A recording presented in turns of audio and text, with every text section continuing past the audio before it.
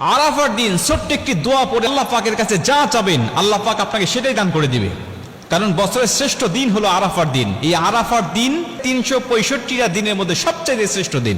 নবীজি সাল্লাল্লাহু আলাইহি ওয়াসাল্লাম বলেন খায়রুদ দুআ দুআ ইয়াউমি আরাফা। আরাফার দোয়া হলো সবচেয়ে শ্রেষ্ঠ দোয়া। আর এই দোয়া আল্লাহ পাক কখনো বান্দাদের ফেরত দেয় না, কারণ এই দিনে আল্লাহ পাক হাজার হাজার লক্ষ লক্ষ মানুষগুলোকে আল্লাহ পাক ক্ষমা করে দেয়। আম্মা জান আয়েশা রাদিয়াল্লাহু তাআলা আনহা বলেন যে আল্লাহ পাক এই দিনে এত হাজার পরিমাণ মানুষগুলোকে ক্ষমা করে, আল্লাহ পাক এত পরিমাণ মানুষকে অন্য দিনে ক্ষমা করে না। শয়তান চিৎকার করে সেদিন কাঁদতে থাকে, আল্লাহ পাক ফেরেশতাদেরকে ডাক দিয়ে বলতে থাকে, দেখো মানুষেরা আমার আরাফার ময়দানে উপস্থিত হয়ে যাদের মধ্যে ভাষার কোনো মিল নাই, দেশের কোনো মিল নাই, সবাই এক কাপড়ে আবৃত হয়ে লাব্বাইক আল্লাহুম্মা লাব্বাইক বলে বলে সবাই আমার প্রশংসা করছে, আমাকে ডাকছে।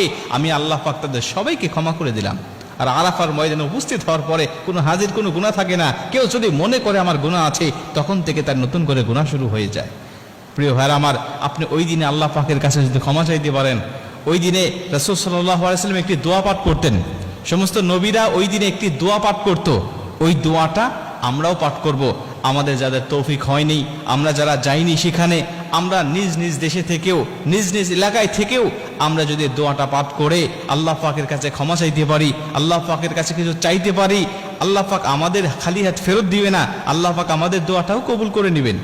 নবী সাল্লাল্লাহু আলাইহি ওয়াসাল্লাম সেই দোয়াটা পাঠ করতেন, লা ইলাহা ইল্লাল্লাহু ওয়াহদাহু লা শারীকা লাহু লাহুল মুলক ওয়া লাহুল হামদ ওয়া হুয়া আলা কুল্লি শাইইন কাদির। লা ইলাহা ইল্লাল্লাহু ওয়াহদাহু লা শারীকা লাহু লাহুল মুলক ওয়া লাহুল হামদ ওয়া হুয়া আলা কুল্লি শাইইন কাদির। নবীজি সাল্লাল্লাহু আলাইহি ওয়াসাল্লাম আরাফার দিনে এই দোয়াটা বেশি বেশি পাঠ করতেন। নবীজি বলছেন আমার আগে সমস্ত নবীরাও এই দোয়াটা বেশি বেশি পাঠ করতেন এই আরাফার দিনে।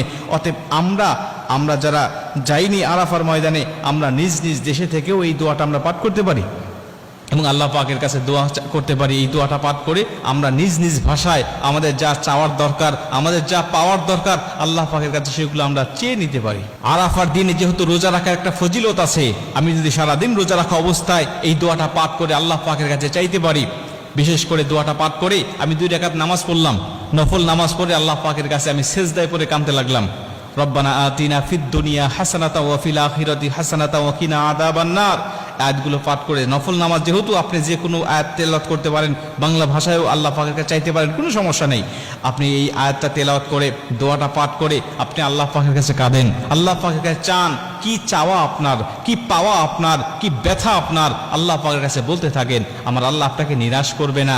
এই দিনের ফজিলতে আল্লাহ পাক অবশ্যই আপনার মনের সব চাওয়াকে পূর্ণ করে আপনার মনের দুঃখ ব্যথা বেদনাকে আল্লাহ পাক দূর করে দিবেন। কারণ এই আরাফার ময়দানের অনেক ফজিলত রয়েছে। আরাফার ময়দানে আল্লাহ রাব্বুল আলামিন অনেক নিদর্শন দিয়েছেন। এই আরাফার দিনে পবিত্র কুরআনের শেষ আয়াতটাও নাজিল হয়েছিল।